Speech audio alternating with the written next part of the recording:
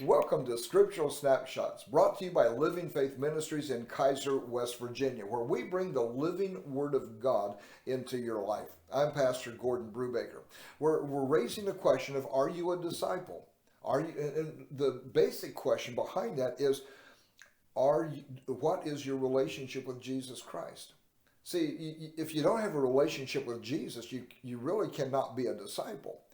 And I said yesterday, I would like to say that if you are a Christian, then you are a disciple, but would that be true? We talked about Jews, we've talked about Christians, and a lot of times someone says, well, they're Jewish because of their birth line, or they're Christian because their family has been Christian in the past. And we said, but a Jew is one who is, well, we define a Jew two ways. One, they're naturally born, or two, are they of the faith of Abraham? Are they a Jew by faith? And the same question about Christians. Are you a Christian because of your historical lineage, or are you a Christian because of your faith? And the determination is that you are a Christian, and I believe you are a Jew because of your faith, not because of simply your ancestry. That doesn't determine who you are as a person. Who you choose to be is what really makes you a Christian or a Jew. In Romans chapter 2, 28 and 29, Paul wrote, "For he is not a Jew who is one outwardly, nor is circumcision that which is outward in the flesh, excuse me, but he is a Jew who is one inwardly, and circumcision is that of the heart in the spirit, not in the letter, whose praise is not from men, but from God." See, Paul's saying a Jew is a Jew who is one inwardly, not outwardly. A Jew is one whose heart has been given over to Yahweh, whose heart believes in Abraham, whose heart believes Isaiah.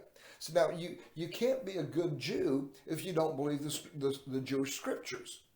And in the same way, you cannot be a good Christian. Now listen, don't get mad at me. You cannot be a good Christian if you do not believe and accept the teachings of Jesus Christ and the letters of the apostles and the letters of the New Testament.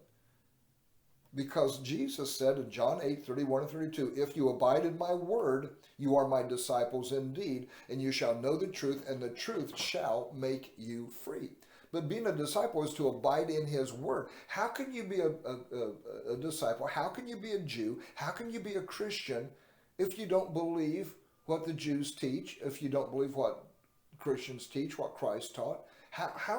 How can you claim to be a Christian if you don't believe the foundational scriptures? And you say, well, Gordon, everyone does that. Well, Jesus warned us in Mark 13:6. He says, "Many will come in my name, saying I am he, and will deceive many."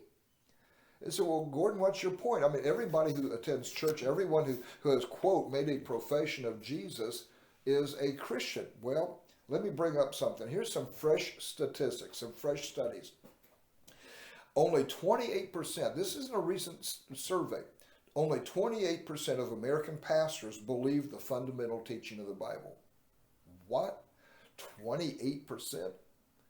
When I was in seminary, we were studying this one theologian. I won't tell you his name, but at the time, he's dead now, but at the time he was a prominent theologian. He had written a book called The Theology of God. And we were discussing the book. And I always sat in the front row because I listened better. I paid more attention if I sat up front. And everyone's discussing him, and oh boy, the book is so deep I couldn't even figure out what it was. And boy, he said, well, when I read the book, I didn't read the book, I read the first 2 pages, and the first sentence was a page. And when I read that, I thought, he doesn't know what he's talking about because he can't say it.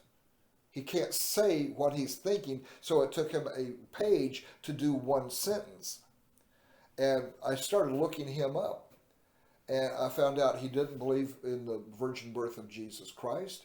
Now, he wrote a book, The Theology of God. Didn't believe in the virgin birth, didn't believe in the sacrificial death of Christ on the church, didn't believe in the resurrection, didn't believe that Jesus is even the Son of God. I mean, he just didn't believe anything. And I had all this background, so everyone else is talking about how great a theologian he was and how great a Christian he was. Boy, he's just so deep and so complex, nobody could understand what he's talking about. And finally, the professor looked at me. I've been quiet the whole time. I know that's hard for you to believe. But he looked at me and says, Gordon, what do you think? I said, I don't think he's a Christian. And the whole class went, oh, how can you say that? I mean, he wrote a book about the theology of God. How can you say that as a Christian? And I said, because he said he's not. And everybody was, what? And the professor said, Gordon's right. Said, and shortly after that, a few years after that, the church that he was a part of, I think it was the Lutheran church, excommunicated him, threw him out. Why? Because he didn't believe the gospel. He didn't believe in Jesus Christ. The denomination threw him out because he was an unbeliever. But he's there writing books about the theology of God and teaching and preaching to seminaries and to people like us, heads full of mush. And see, he didn't believe the fundamental teachings of the Bible. 28% of American pastors do not, or I'm sorry, only 28, I got that wrong. Only 28% of American pastors believe the fundamental teaching of the Bible. Only 28%. That is amazing. I hope you're a disciple. Hope you're a Christian. If you're not, you need to know how to become one. I'm Pastor Gordon Brubaker. God bless you.